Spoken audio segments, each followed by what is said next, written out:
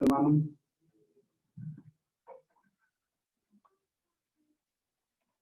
también gracias a Dios, ¿verdad? Por las palabras que nos hablaba a través de nuestro hermano Samuel. Amén. Amén. Vemos que siempre Dios de alguna u otra manera siempre nos habla, hermano. Y qué bueno, ¿verdad? Que nos recordaba, ¿verdad? Que su palabra es poderosa, hermano, ¿verdad? Pero decía algo al final, ¿verdad? Que nosotros podemos acercar, hermano, ¿verdad? Delante del Señor.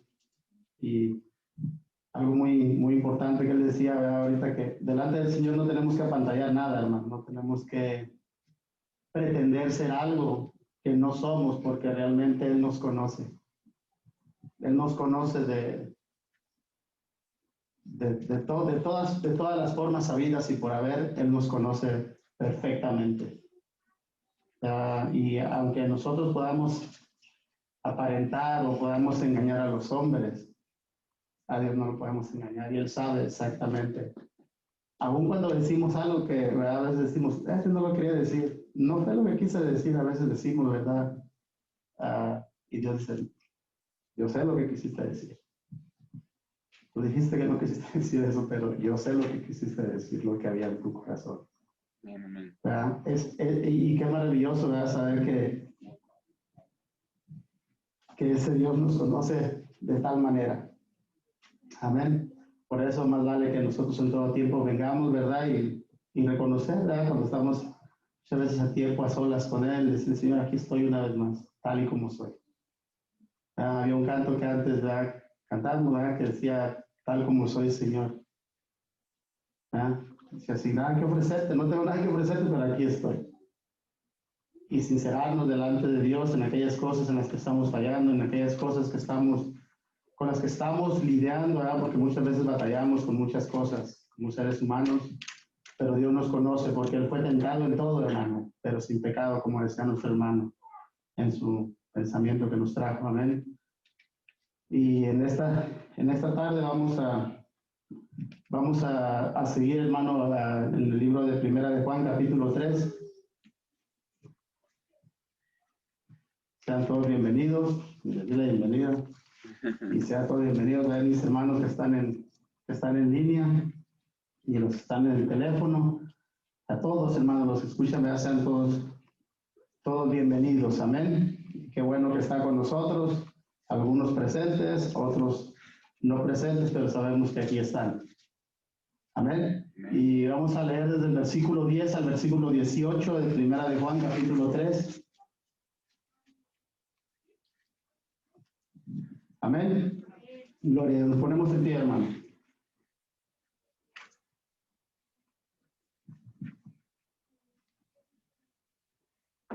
Y vamos a leer en el nombre del Padre, del Hijo y de su Santo Espíritu. Dice la palabra, en esto se manifiestan los hijos de Dios y los hijos del diablo. Todo aquel que no hace justicia y que no ama a su hermano no es de Dios. Porque este es el mensaje que habéis oído desde el principio, que nos amemos unos a otros. No como Caín, que era del maligno y mató a su hermano. ¿Y por qué causa le mató? Porque sus obras eran malas y las de su hermano justas.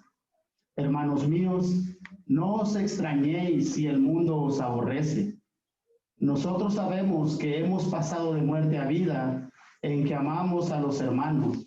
El que no ama a su hermano permanece en muerte. Todo aquel que aborrece a su hermano es homicida. Y sabéis que ningún homicida tiene vida eterna permanente en él. En esto hemos conocido el amor, en que Él puso su vida por nosotros. También nosotros debemos poner nuestras vidas por los hermanos. Pero el que tiene bienes de este mundo y ve a su hermano tener necesidad y cierra contra él su corazón, ¿cómo mora el amor de Dios en él?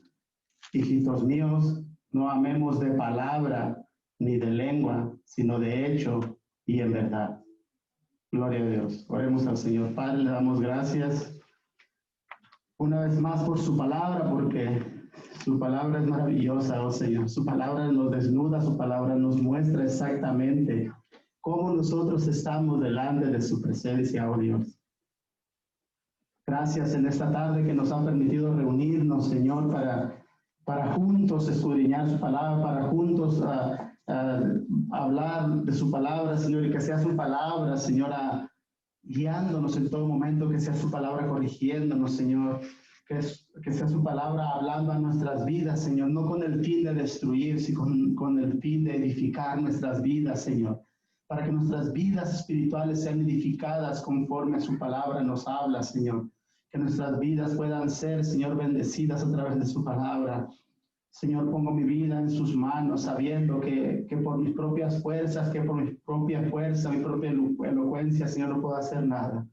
Pero como leía nuestro hermano, Señor Samuel, que su palabra, Señor, es poderosa, Señor, que su palabra es más cortante que toda espada de 2 filos y que penetra hasta partir el alma, oh Rey.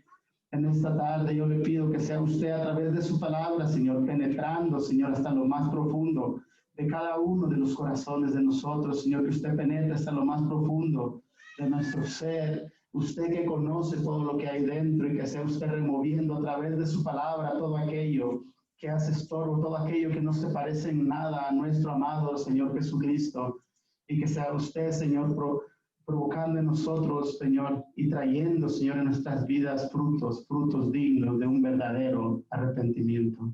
Todo se lo pedimos, oh Dios, en el nombre de nuestro Señor Jesucristo, a quien damos gloria y honra. Amén y amén.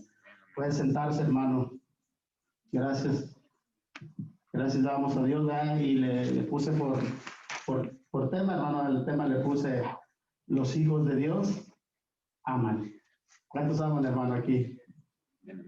Todos. Gloria a Dios, qué bueno, ¿verdad? Mire, hermano, sabe que la carta de Juan es una carta muy pequeña. Son cinco capítulos nada más, ¿verdad? Y pequeños. Pero es una carta que es muy confrontadora.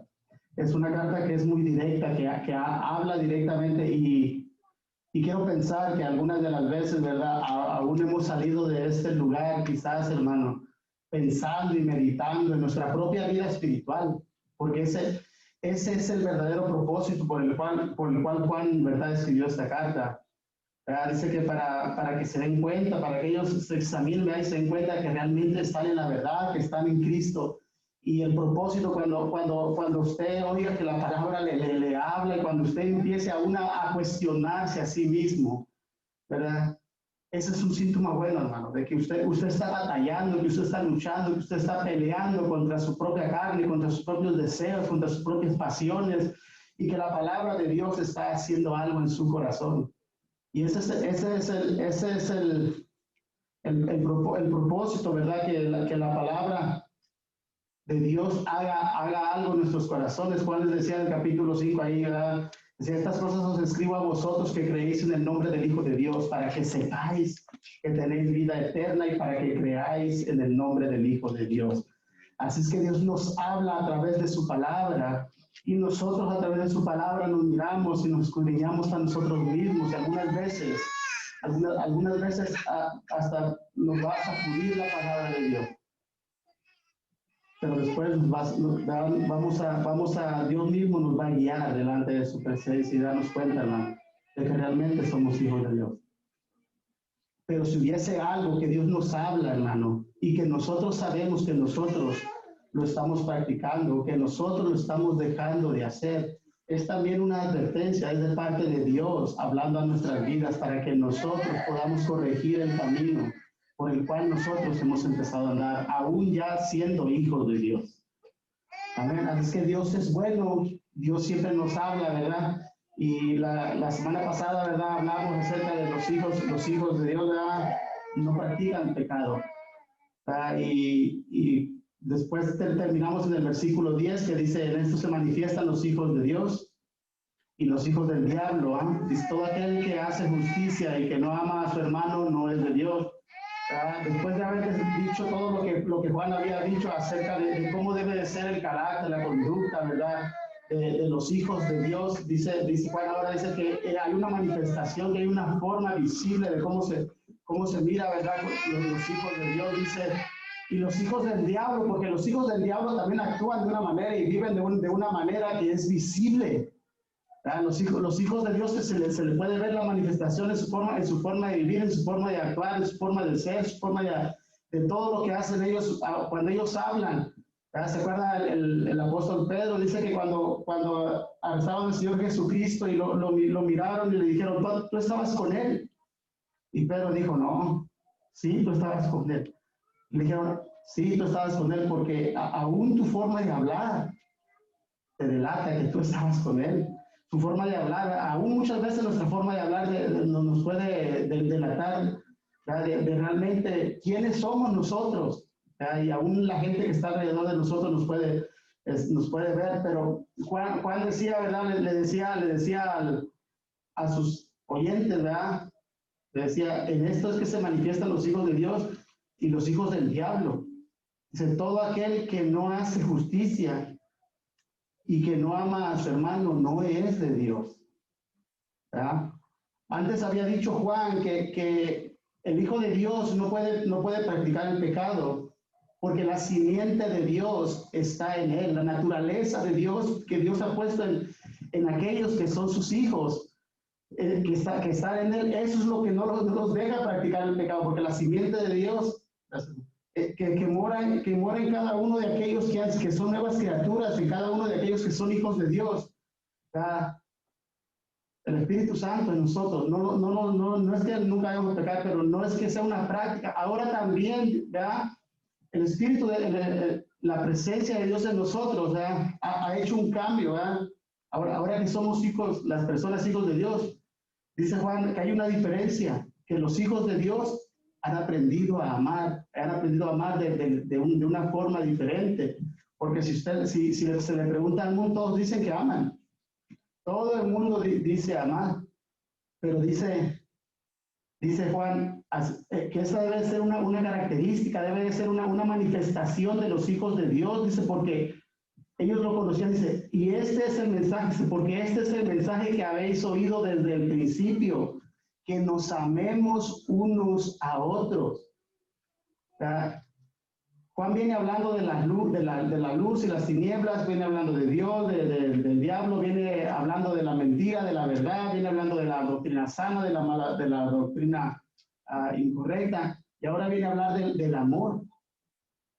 Aunque ya ha hablado del amor, ahora viene y una vez empieza a hablar qué tan importante es el amor. Y Juan empieza a ver qué tan importante es hablar del amor que Dios ha depositado en nuestros corazones. Dice que este es el mensaje. Así como les decía que no les decía nada nuevo antes, ahora les dice también, dice, este es el mensaje que ustedes habían oído ya desde un principio. O sea, no es nada nuevo el saber que cuando uno viene al Señor, uno aprende a amar a aquellos que son hijos de Dios también. Y no solamente a los hijos de Dios, sabe que cuando uno viene al Señor, uno aprende a amar a los demás. El Señor decía que tenemos que amar a nuestros enemigos. Y dice Juan, este es el mensaje, ¿verdad? Que habéis oído desde el principio, que nos amemos unos a otros. Y era el mensaje que el Señor Jesucristo les había dado. Por ejemplo, en el libro de San Juan, en el capítulo 13, el Señor les había dicho, en el 13:34, dice, un mandamiento nuevo os doy, que os améis unos a otros como yo os he amado. Juan no estaba trayendo algo nuevo. Juan estaba hablando acerca de algo que ya el Señor Jesucristo les había enseñado. ¿Verdad?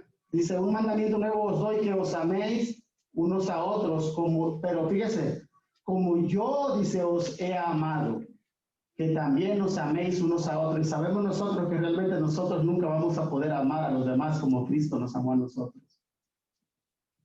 Pero a causa de la presencia de la simiente de Dios en nosotros, del Espíritu Santo en nosotros, de su presencia en nosotros vamos a aprender a amar hasta cierto punto, hasta de una manera diferente. El Señor amaba de una manera que no era una manera que esperaba recibir algo a cambio de los demás. Él amaba no esperando a recibir, y el mundo ama esperando recibir. o dice que ama. Porque el mundo ama a aquellos que me aman, a aquellos que yo puedo recibir algo. Y el Señor Jesucristo amó de una manera, de personas como usted y como yo y como aquellos oyentes, los que estaban en aquel momento, de los cuales Él no iba a recibir nada por amarles. Que no había nada en ellos que fuera una motivación para el Señor decir, wow, voy a amar a estos porque estos me provocan a amarlos.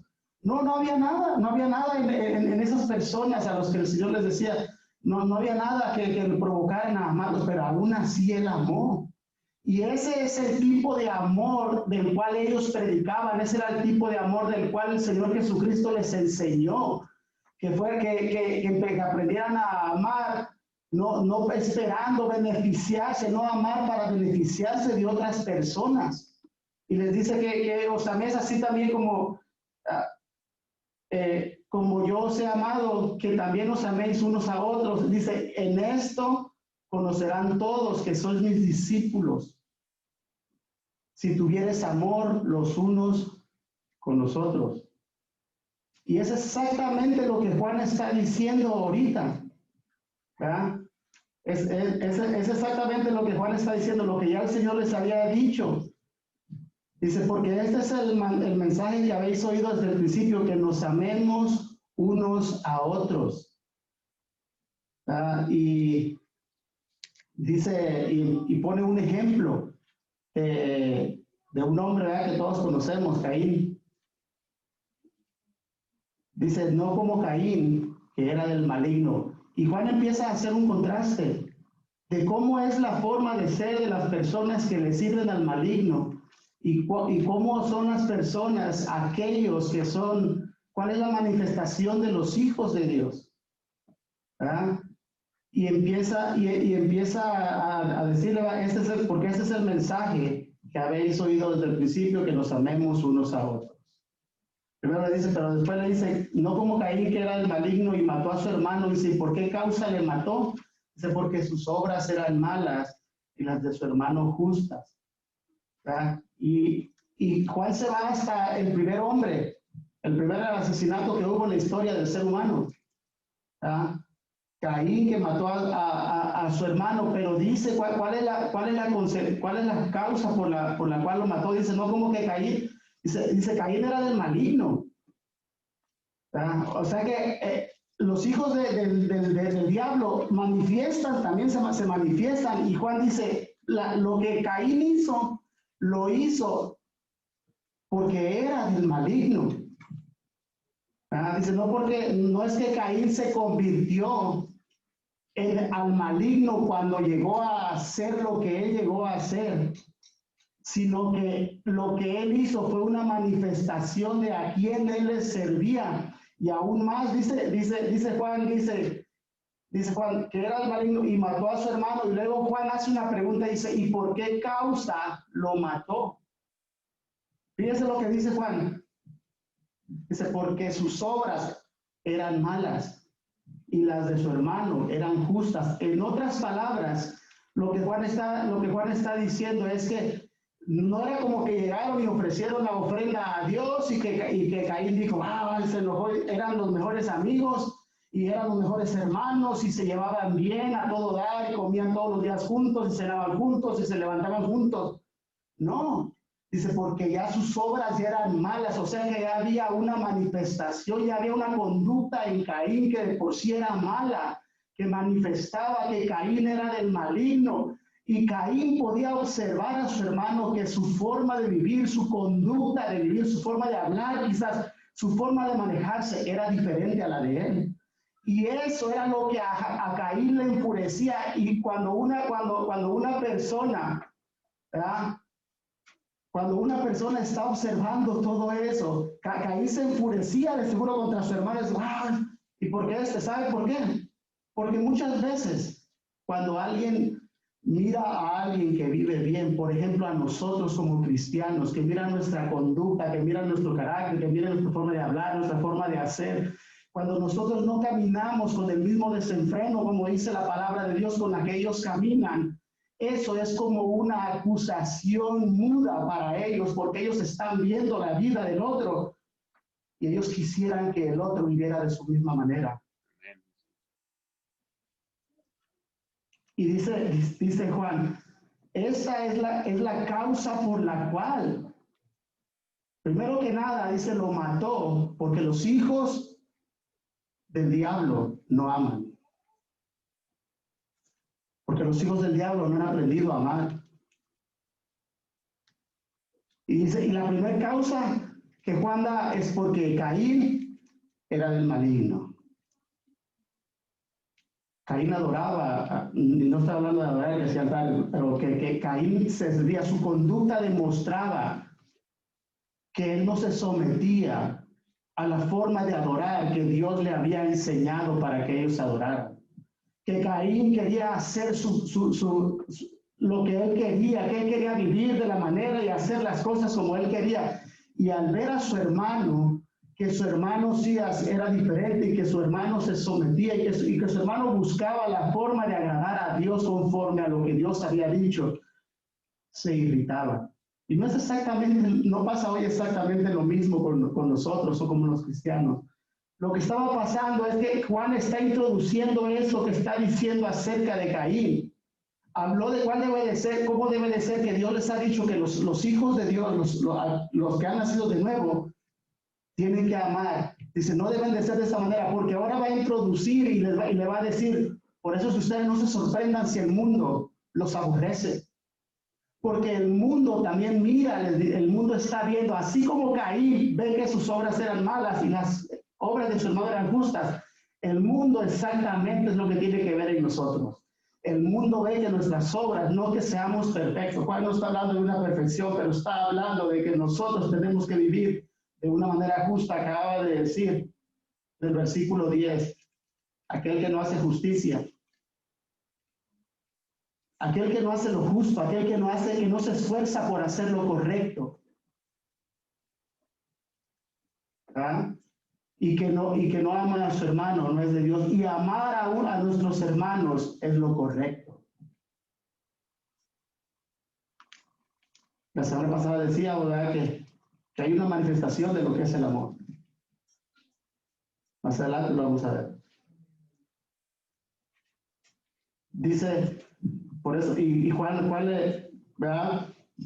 El mundo está bajo el maligno. Juan les dice, y por esta causa le mató, porque sus obras eran malas y las de sus hermanos justas. Y luego le dice, hermanos míos, no os extrañéis si el mundo os aborrece. Si el mundo los odia, que no sea algo nuevo, no le extrañe. ¿Por qué? Porque el mundo está gobernado por el maligno. Sabemos que tenemos un Dios soberano, pero aún, fíjese, el apóstol Pedro decía, en el capítulo 4 de Primera de Pedro, versículo 3, dice, baste ya el tiempo pasado para haber hecho lo que agrada a los gentiles, andando en lascivias, concupiscencias, embriagueces, orgías, disipación y abominables idolatrías. Dice, a estos, a la gente del mundo, se les parece cosa extraña que vosotros no corráis con ellos en el mismo desenfreno de disolución y os ultrajan. ¿Ah? Porque el mundo por eso es que nos rechaza, el mundo por eso nos debería de odiar por eso. El mundo debería aborrecernos, ¿verdad? Y no es algo cuando el mundo nos aborrece, cuando la gente nos rechaza, cuando hay personas que no quisieran ni siquiera que estuviéramos nosotros ahí. Cuando nuestra sola presencia incomoda a otras personas, no debe de extrañarnos eso. Porque va a haber veces que vamos a estar en lugares donde nuestra sola presencia va a incomodar, sin que nosotros digamos nada. Va a ser una acusación muda para ellos, porque ellos van a ver y decir, ¿por qué estos hombres nos incomodan? Ellos no hacen lo que nosotros hacemos. Y Pedro decía, a estos les parece cosa extraña, porque para ellos es extraño que usted no haga las mismas cosas que ellos hacen, que nosotros no hagamos las mismas cosas que ellos practican. Y se les hace extraño y dentro de él pues nos rechazan, no, pues, nos aborrecen. Dice, pero fíjense lo que dice, lo que decía Pedro en el versículo 5, dice, pero ellos darán cuenta al que está preparado para juzgar a los vivos y a los muertos. En otras palabras, lo que Pedro decía, cuando el mundo nos ultraje, cuando el mundo nos desprecie, cuando el mundo nos odie, cuando el mundo haga hable aún de nosotros como cristianos, eso no nos debe de importar a nosotros. Nosotros tenemos que seguir viviendo de una manera que nosotros procuremos agradar a nuestro Dios, porque va a llegar a un día en el que todos darán cuenta delante de nuestro Señor. Vivos y muertos, dice, van a dar cuenta delante de la presencia del Señor. Aunque no se siente muy bien, ¿verdad?, que lo rechacen a uno. ¿O a quién le gusta que la gente lo desprecie, que la gente lo rechace? ¿Verdad? No, porque uno por lo regular, uno siempre quiere que caer bien a la gente, que la gente nos acepte, que la gente nos mire con buenos ojos. ¿Verdad? Y todo eso, pero dice, volviendo a primera de Juan les decía, hermanos, no os extrañen, hermanos míos, no os extrañen si el mundo os aborrece, ¿verdad? Porque el mundo nos va a aborrecer.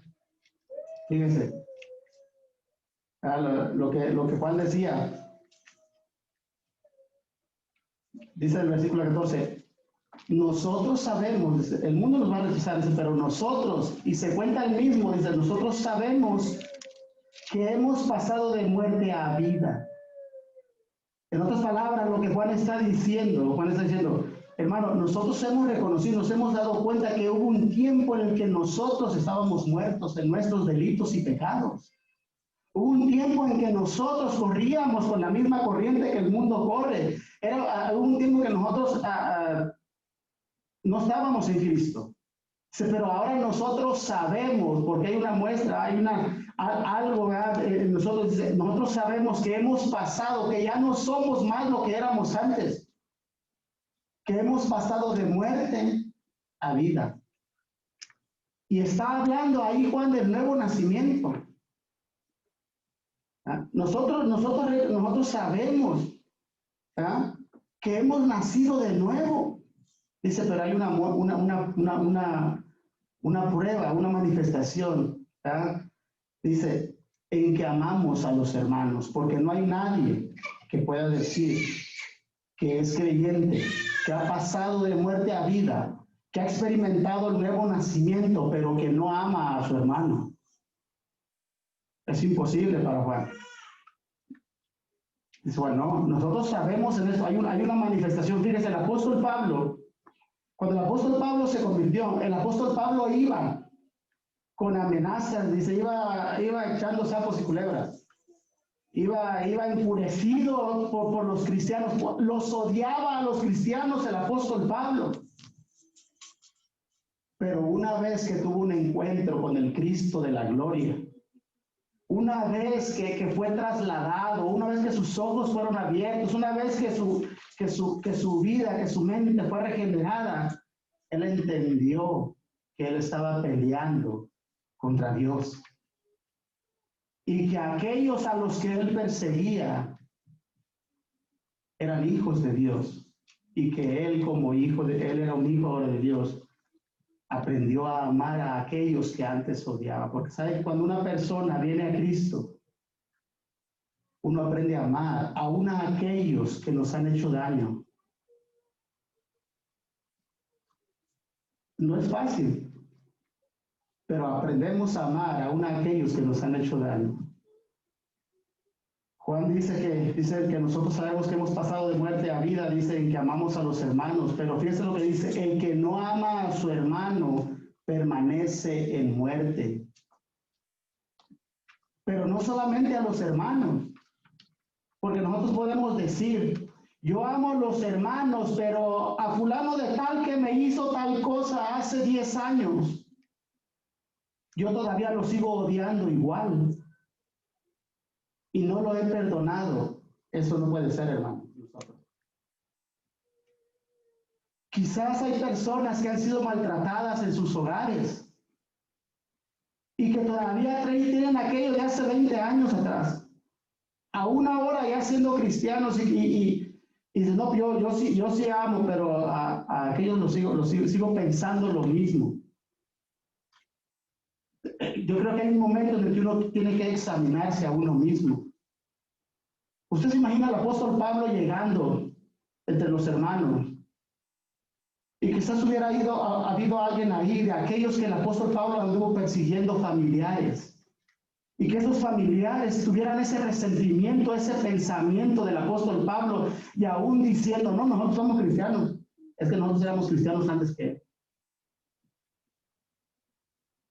Eso no puede ser, hermanos. Por eso que el Señor Jesucristo dijo que aún a nuestros enemigos teníamos que aprender a amarlos. No es fácil, pero aquel que realmente ha nacido de Dios aprende a amar a sus enemigos. No solo a sus hermanos, también a sus enemigos. Y la muestra más grande nos los dio nuestro Señor Jesucristo. Que Él vino a amar no a aquellos que lo amaban, Él vino a amar a aquellos que éramos sus enemigos.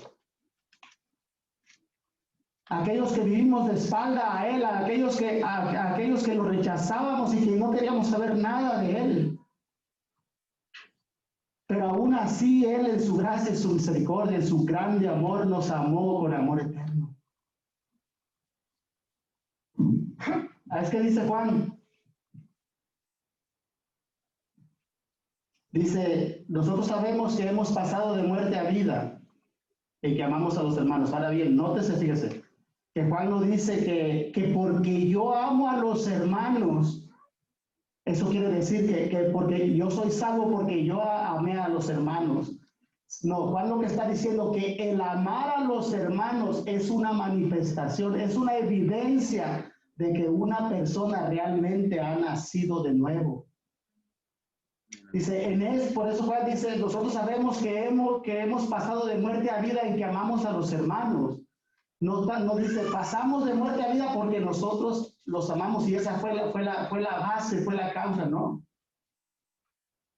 El aprender a amar a los hermanos es la evidencia. Yo nunca me imaginé poder amar a alguien como Samuel.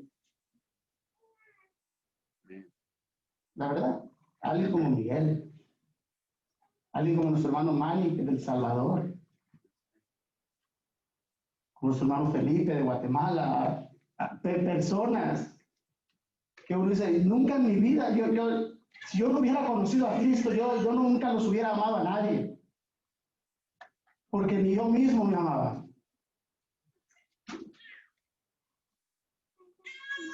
Porque aún aunque Dios, como vivíamos, y nuestra vida demostraba que no nos importaba nada.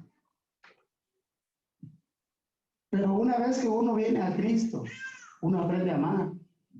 Y no solamente a aquellos que son familiares de nosotros, no solamente a aquellos más cercanos de nosotros, sino que aprendemos a amar a personas que nunca nos hubiéramos imaginado.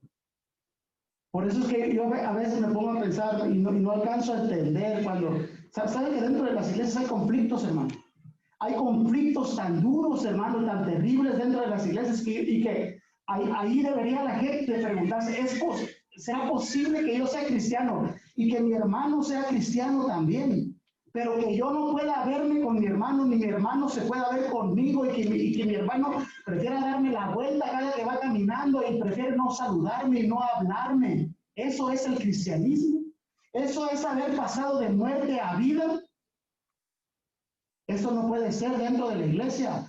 Creo que cada una de esas personas que viven de esa manera tienen que examinarse a sí mismos si realmente han pasado de muerte a vida. ¿Por qué? Porque, dice Juan, no les extrañe si el mundo los aborrece. Para el mundo es normal que nos aborrezca. Yo no tengo ningún problema, no hay ningún problema. Dice Juan, que ustedes tienen que entender, Pedro decía, no les extrañe. No es de extrañarnos, pero no es normal que dentro del mismo cuerpo de Cristo, que dentro de la misma familia del Señor, de dentro de aquellos que dicen haber nacido,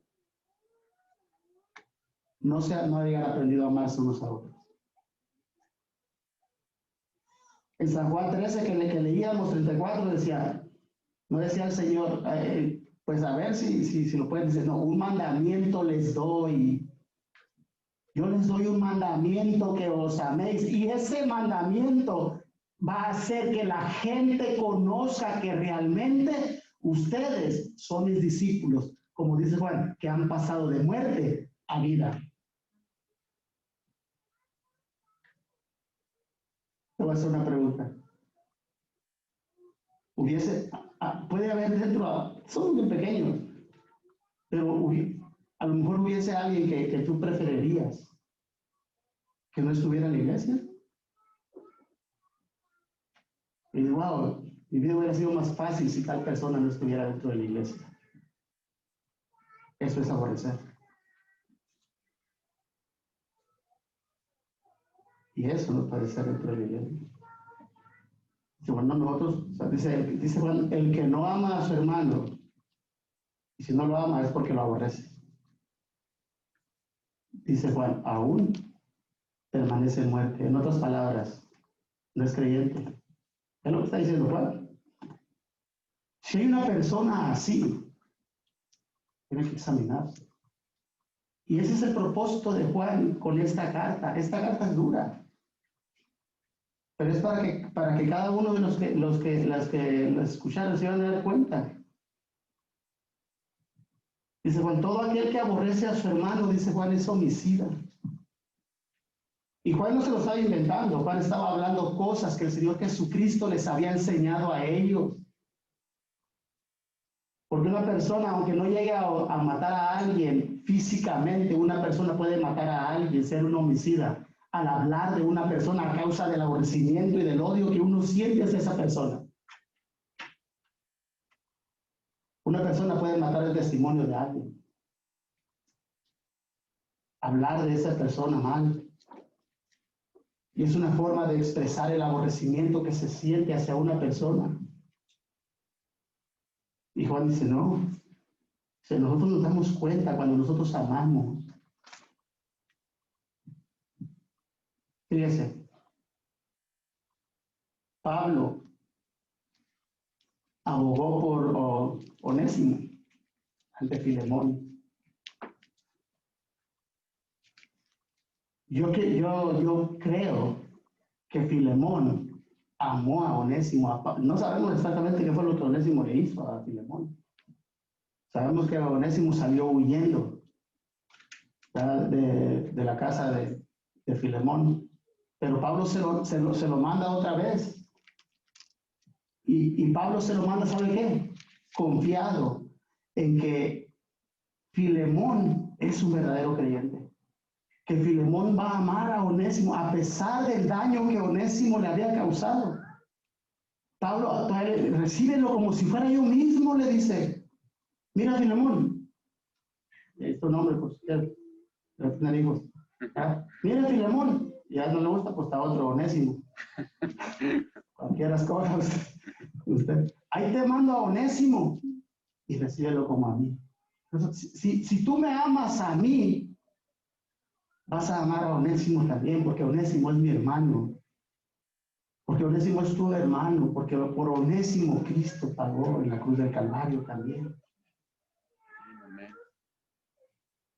Entonces, no se puede odiar, no se puede aborrecer a personas dentro del cuerpo de Cristo y nosotros decir que somos cristianos. De acuerdo a lo que Juan dice, no puede ser posible, dice, esa persona todavía está en muerte todavía.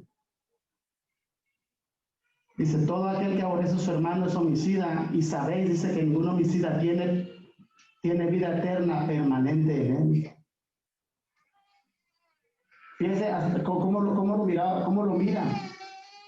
¿Cómo mira a Dios? Porque nosotros podemos decir que es Juan, pero recordemos que la palabra de Dios está inspirada por el Espíritu Santo de Dios.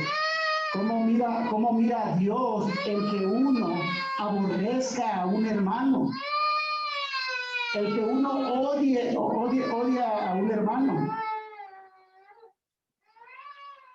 El que uno tenga deseos quizás de que ese hermano no esté ahí. Dice Juan, no. Dice, fíjese la diferencia. Y había puesto un ejemplo de alguien que no ama, Caín. Puso un ejemplo primero de alguien que no ama. Ahora va a poner el ejemplo por excelencia de lo que es el amor. Puso un ejemplo de alguien que no ama. Y sabe que Caín y Abel eran hermanos de sangre. No eran simples hermanos como nosotros en Cristo. No eran simples conocidos, eran hermanos de sangre ellos. Y aún así, no, era tanto su rencor, era tanto su aborrecimiento, era tanto su odio que lo mató. ¿Pero por qué? Porque desde antes sus obras eran malas. Y eso solamente fue cuando lo mató, fue ahora como dicen así, la gota que derramó el vaso. Pero ahora dice Juan, en esto hemos conocido el amor, en que Él puso su vida por nosotros, dice. Dice, también nosotros debemos poner nuestras vidas por los hermanos. Fíjese la manifestación. Cuando uno ama, dice Juan, uno debe de estar dispuesto aún a poner la vida por los hermanos. Así el mayor ejemplo nos lo dio Cristo. Que Cristo estuvo dispuesto a dejar su trono de gloria, que estuvo dispuesto a pasar por todo lo que pasó, vivir una vida perfecta y todo porque amaba.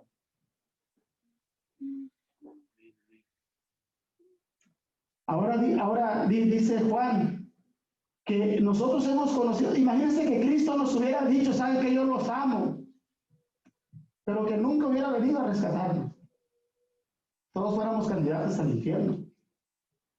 Yo los amo, sí, yo los amo, pero vayan al infierno todos. No hubo una manifestación de su amor y decía Miguel Vélez, vean la cruz. Vean la cruz y ahí está la manifestación del amor de Dios. Que Cristo estuvo dispuesto a dar su vida. Él dijo, nadie me quita la vida. Fíjese bien lo que Cristo decía. Juan dice que Él puso su vida, porque a Cristo nadie le quitó la vida. Dice, yo puse mi vida en rescate. Yo entregué mi vida para salvarlos. Es verdad que el Padre envió a Cristo, pero Cristo estuvo dispuesto a dar su vida en rescate y en rescate por muchos. Y Juan dice, en esto nosotros hemos conocido el amor en que Él, Cristo, cuando dice Él está refiriéndose a Cristo, en que Cristo puso su vida por nosotros. Dice, ahora también nosotros tenemos que estar dispuestos a dar nuestra vida por nuestros hermanos. Pregunta, ¿estamos dispuestos? No me conteste en voz alta. Bueno, su vida no va a salvar a nadie de esta manera, ni la mía. Pero a lo que Juan va, después va a hablar otras cosas, que es muy probable, hermano, que ninguno de nosotros, que yo no llegue a dar la vida por nadie de ustedes, o que ni ustedes por mí, a menos de que sea como el señor este que decía Miguel de la predicación, de aquel que dio sus órganos. ¿Ah? Y que un órgano mío o un órgano suyo me salve a mí la vida, o uno mío la suya. Ay, dio su vida. No, de un órgano nada más. Porque a lo mejor si me cuesta la vida quitarme el órgano, ya cambia la cosa. No, si somos sinceros, ay, que fulano necesita un corazón, ay, el tuyo es compatible, pastor. Y nos ponemos espiritual, ay, pues vea que el pastor pone su vida por las ovejas. Dale, pastor, sirve que nos deshacemos de ti. Pero, ¿verdad? Dice, Él puso su vida y Cristo decía, nadie me la quita, yo la pongo, pero tengo el poder para ponerla y para volverla a tomar. En otras palabras, cuando uno ama, uno está dispuesto a darse por los demás. Uno está dispuesto a poner su tiempo, a preocuparse, a amar a los demás. Se manifiesta en ver las necesidades quizás de nosotros. Había una necesidad en nosotros que no podíamos nosotros. Estábamos en bancarrota espiritual. Había una deuda que colgaba de nuestros cuellos que nosotros no podíamos pagar. Era una deuda. La deuda de México es externa. A ver, la deuda de nosotros era eterna. Teníamos una deuda eterna y Cristo miró nuestra necesidad, nos miró en la miseria en que estábamos y sabía que nosotros nunca íbamos a poder pagar esa cuenta, que no había forma de que ninguno ni nosotros juntos, juntando todo, podíamos pagar por la vida de uno solo. Y Cristo, al ver nuestra necesidad, Él puso su vida por cada uno de nosotros. Dice, bueno, ahí se manifiesta, ahí nosotros hemos conocido que realmente hemos sido amados. Dice, pero también nosotros, fíjese, el que Cristo haya dado su vida por nosotros en amor, nosotros nos admiramos, es algo para admirar. Pero había un comentarista que dice, más que para admirar, también Juan lo pone para que nosotros lo imitemos. No es solamente para admirar lo que Cristo hizo por nosotros, es para que nosotros imitemos lo que Cristo hizo por aquellos que Él amaba. Que nosotros estemos dispuestos a despojarnos. Muchas veces no estamos dispuestos ni a despojarnos de nuestro propio tiempo.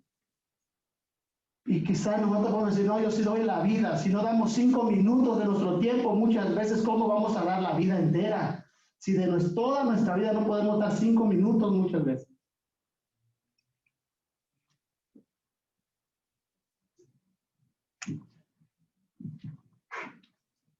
Decía Juan, dice debemos. Y dice un comentarista, dice, esa palabra debemos es opeleinomen, que significa algo más que un deber moral. La palabra da a entender como una deuda de la que nosotros tenemos y que tenemos que descargarnos. En otras palabras, es como si nosotros tuviéramos una deuda con todos y cada uno de nuestros hermanos y en cada oportunidad que nosotros tenemos de hacerles bien, despojarnos para poder hacerle bien a los hermanos. Y después Juan dice, fíjese, Juan habla de que nosotros tenemos que poner nuestra vida. Pero después dice, pero el que tiene bienes de este mundo y ve a su hermano tener necesidad y cierra contra él su corazón, ¿cómo mora el amor de Dios en él? Dice, ¿cómo es posible que alguien vea a alguien en necesidad y diga que ama a esa persona, pero no es capaz de hacer nada por esa persona, porque prácticamente es hacer nada? ¿Cómo es posible que no pueda hacer nada por una persona a la que tú dices que amas? Porque el amor, como va a decir en el versículo 18, con el que vamos a finalizar, el amor no es solamente de palabras. El amor no es solamente a decir yo amo la obra de Dios, yo amo a los hermanos, yo amo, es preocuparse unos por otros, es estar al tanto de unos por otros. El apóstol Pablo tenía una necesidad cuando estaba encarcelado. Y los hermanos de Filipos sabían que Pablo tenía una necesidad. Y nos dijeron, no, pues ya, pues alguien más que supla para Pablo. Mandaron a una persona. Y esa persona, fíjese, estuvo dispuesto a poner su vida con tal de ir a suplir la necesidad del apóstol Pablo. Eso lo miramos en el libro de Filipenses, en el capítulo 2. Este hombre, con tal de hacer la obra, con tal de suplir la necesidad de uno de aquellos a los que él amaba, y que la iglesia amaba al apóstol Pablo. En el capítulo 2 de Filipenses, lo puede leer en su casa, desde el 25 hasta el 30. Pero dice en el versículo 30, dice, porque por la obra de Cristo, este hombre Epafrodito, estuvo próximo a la muerte, exponiendo su vida para suplir lo que faltaba en vuestro servicio por mí. Este hombre llevó a los hechos el amor que él sentía por el apóstol Pablo. Estuvo dispuesto a dejar su comodidad para mostrar que realmente lo que él sentía por este gran hombre de Dios era una realidad, que no eran simplemente palabras que salían cuando el apóstol Pablo les predicaba y les enseñaba y le decía: oh, te amamos, apóstol Pablo, te amamos, Pablo, mira cómo nos gozamos cuando tú nos predicas. Nos gozamos con toda la doctrina que tú nos enseñas. No. Él estuvo dispuesto aún a poner su vida. Dice Pablo mira, decía, él expuso su vida. Porque cuando uno ama, aún hasta eso puede ser. No eran simples palabras. Y léalo, ¿verdad? Como no dice que se enfermó, pero se enfermó y estuvo grave y grave de muerte. Y mientras estuvo grave de muerte, dice que el apóstol Pablo también estaba congojado y tenía gran tristeza él también de verlo. ¿Tú te entristeces cuando un hermano se enferma? ¿Sí? Cuando un hermano pasa por necesidad, ¿estás clamando delante de Dios? ¿O sigues tu vida normal? ¿Ya? Total. Ya el Señor que se encargue de él. Te le acercas para preguntarle: ¿tienes una necesidad, hermano? ¿Y qué te podemos ayudar? ¿Sí? Le llamas por teléfono. ¿A cuántos le has llamado de la iglesia cuando han estado enfermos? Cuando tú has sabido que están enfermos, ¿a cuántos les has llamado?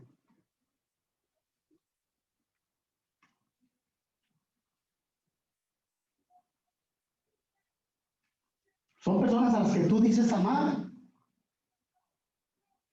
Miguel decía el otro día, si tú miras a una persona, si miras a tu mamá que no has visto por largo tiempo, te desbordas en emoción y vas porque amas a esa persona. Pero igual si una persona a la que amamos está enferma, no es posible que nosotros sigamos con nuestra vida normal cuando esa persona quizás no sabemos si la vamos a volver a ver.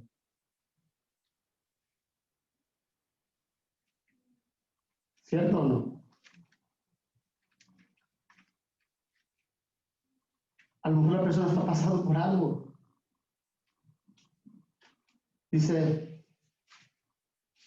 Decía Juan, el que tiene bienes de este mundo. Acaba de decir que, dice, así como Cristo, también nosotros tenemos que poner nuestra vida por los hermanos. Ya eso es decir, pues ya mejor ya.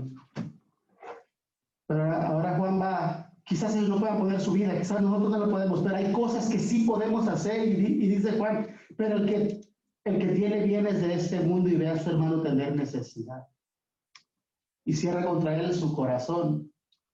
No dice que no puede, dice que él a propósito, él cierra y dice, no, yo, o sea, sigo enfocado en mí. No estoy enfocado en los demás.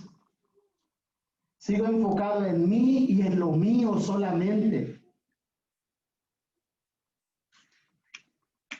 Y se cierra contra él su corazón. Hace una pregunta a Juan que deberíamos de hacernos.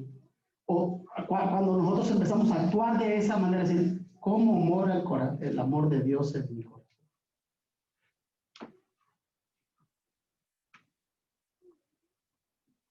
El Señor Jesús miró la necesidad de una multitud. Tuvo compasión de ellos. ¿Será que no podemos tener compasión por nuestros propios hermanos? Los apóstoles, los discípulos decían, ya, despídelos, ya mándalos a su casa. Él dijo, no, si los mando así, van a desmayar por el camino porque no han comido, quedan 2 días, creo, no habían comido. Bueno, hay que darles de comer, denles ustedes de comer. Hizo un milagro de comer. pero tuvo compasión.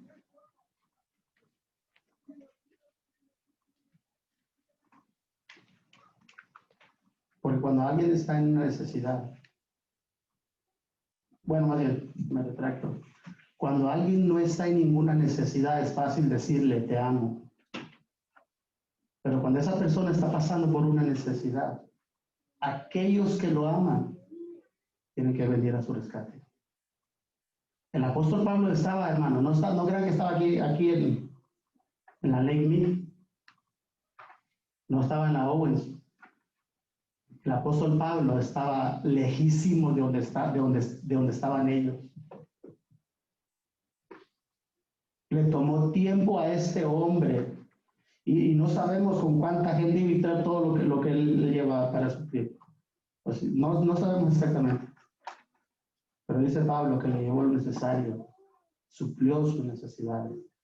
Y en eso estuvo a punto de perder la vida. Estuvo dispuesto. Él no midió las consecuencias por amor a su hermano y dijo, wow, imagínate 600 kilómetros y no tengo un Mustang, no tengo una camioneta 4x4 por donde voy a ir. Tenemos que ir con burros, tenemos que ir con camellos, quizás tenemos que ir con caballos, aguantar el sol, aguantar el frío, aguantar las temperaturas, aguantar lo que sea, pero por amor a mi hermano estoy dispuesto a ir y realmente mostrarle mi amor.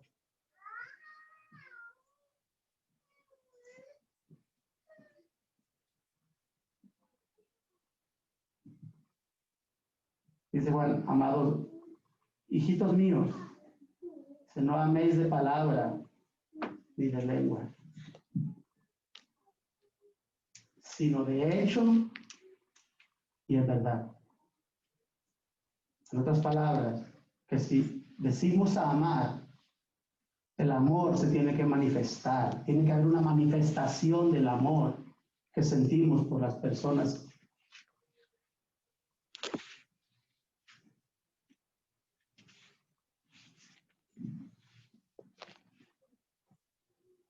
Amén. Tenemos que preocuparnos más unos por otros, hermano. El mundo no nos va a ayudar, el mundo nos aborrece.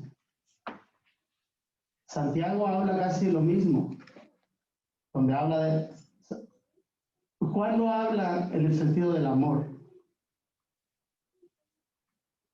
Santiago lo habla en el sentido de la fe.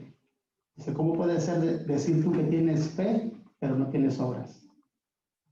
Dice, si tú ves a un hermano que está en necesidad y tú le dices, vete, pero no le das, vete, ándale, pero tú tienes lo necesario y no le das lo necesario, parafraseando, que él necesita, tu fe es muerta.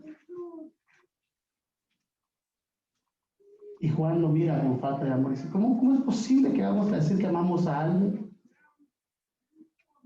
y no somos capaces de despojarnos de algo para ayudar a esa persona? Y quizás ahora mismo nunca ha tenido nadie una necesidad aquí grande. Pero es para que lo vayamos pensando. ¿Estamos dispuestos o no? ¿Amamos de hecho o solamente de palabra y de lengua, como dice el apóstol Juan? Porque cuando todo marcha bien, todo es maravilloso. Pero en medio de la prueba, en medio de la necesidad, ahí es donde sale. Entonces, los hijos de Dios amamos a nuestros hermanos. Y no solamente de palabra. Mire, tal vez lo que estoy diciendo ahora, a veces no nos gusta oírlo o no queremos, a nosotros que estamos acá no queremos expresarlo tan francamente, hermano, pero es una realidad. Por algo Dios nos dejó todo esto. Es necesario porque eso va a exhibir y nos va a mostrar realmente nuestra verdadera naturaleza. Si realmente amamos o no amamos. ¿Ah? Y Juan lo hacía no solo para atacar, Juan lo hacía para poner sobre aviso a las personas. Y creo que es conveniente para nosotros que nosotros también estemos sobre aviso acerca del odio, acerca del aborrecimiento, acerca del verdadero amor. Que nosotros no solamente proclamemos, pero que no vivamos en el amor que proclamamos, decir, tener por los demás. Amén. Entonces, tenemos que aprender a amar. ¿Ya? Amamos nosotros porque ya Dios puso su Espíritu Santo en nosotros. Amén. Amén, amén. Y si hay alguien que no ama, pues no es de Dios, como dijo Juan. Así de claro era Juan. Bueno, no da con cosas. Amén. Vamos a parar aquí, hermano. Y vamos a darle gracias a Dios. Y que Dios nos ayude, hermano.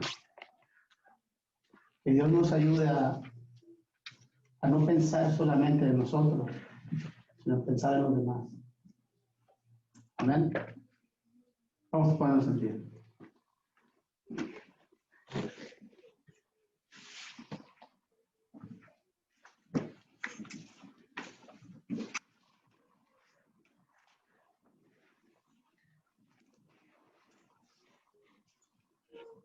Señor, le damos gracias en esta tarde.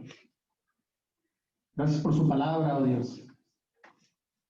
Señor, sabemos que a veces no es fácil recibir su palabra, que a veces no es fácil digerirla, Señor. Pero le damos gracias porque usted la ha dejado con un propósito, Señor. Y muchas veces su palabra nos va a enseñar, Señor, y nos va a mostrar quiénes realmente nosotros somos. Gracias le doy porque usted habla a tiempo y fuera de tiempo en nuestras vidas, Señor.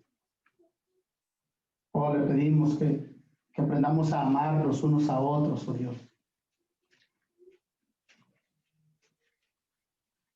Pero como dice su palabra, Señor, que no sea solamente de palabra o de lengua, Señor, sino que sea de hechos, Padre.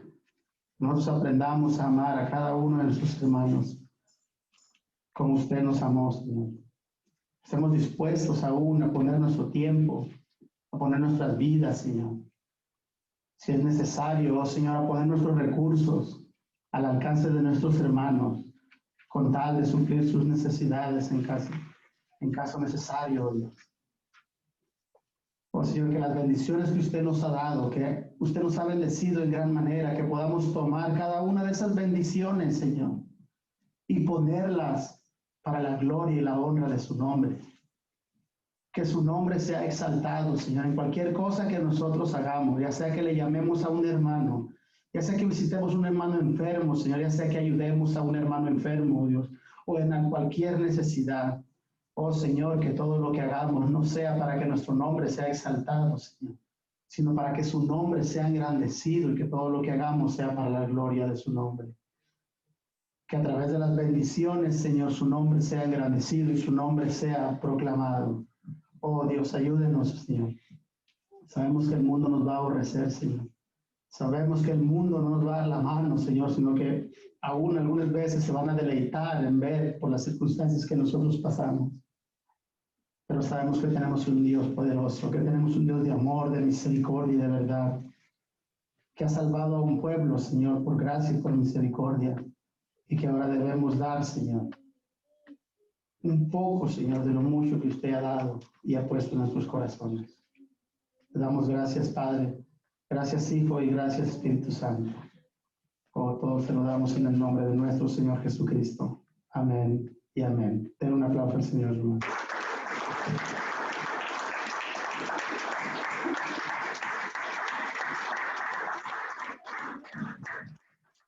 Muy bien, ¿cómo dice nuestro versículo, hermano? El que cree en el Hijo de Dios tiene el testimonio en sí mismo. El que no cree a Dios le ha hecho mentiroso, porque no ha creído en el testimonio que Dios ha dado acerca de su Hijo. Y este es el testimonio, que Dios nos ha dado vida eterna, y esta vida está en su Hijo. El que tiene al Hijo, tiene la vida. El que no tiene al Hijo de Dios, no tiene la vida. Primera de Juan 5, 10 al 12. Que el Señor les bendiga. Dios bendiga a nuestros hermanos en línea. Dios bendiga a mi suegra también.